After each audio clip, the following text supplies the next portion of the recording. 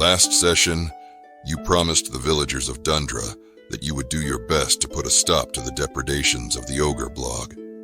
Accepting gifts of some magical healing berries from the druid, Shiranella, and one-armed Tarek's lucky arrow, you set off with no small amount of trepidation.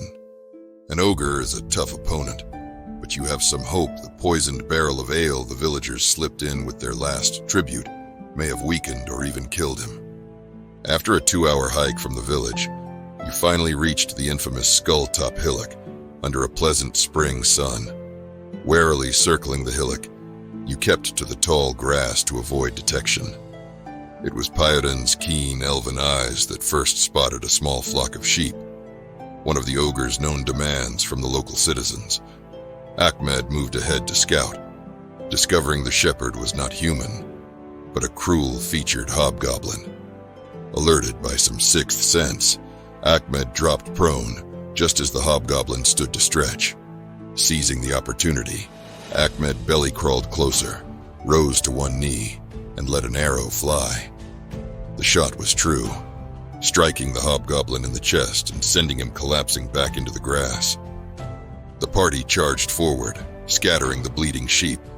Albrecht arrived first, holding back Ahmed's eager knife so that he could interrogate the grievously wounded creature.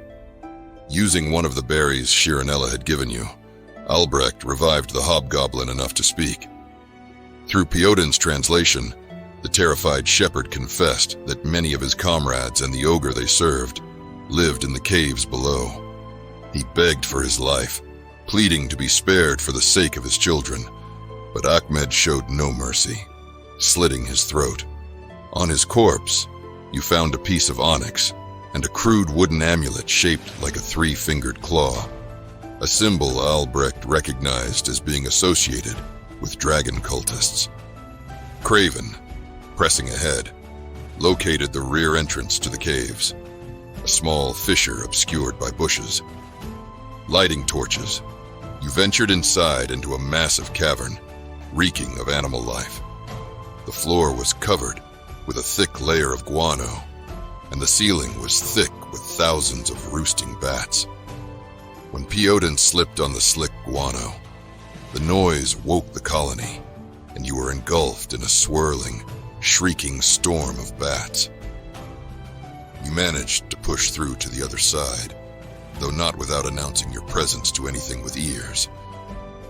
Following a junction to the left, the pungent smell intensified, leading you to a cavern dominated by giant columns.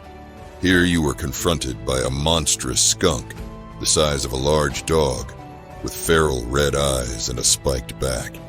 It immediately got the drop on you, releasing a cloud of sickening musk. Everyone, except Albrecht, was left gagging, with Kraven doubled over and vomiting. Pyodon managed to fire off several arrows, but the beast scuttled forward and bit him. Stepping into the fray, Albrecht brought his morning star down, crushing the creature's skull. The fight was over, but Kraven was now permeated with an unbearable stench that no amount of rubbing with bat guano could fix.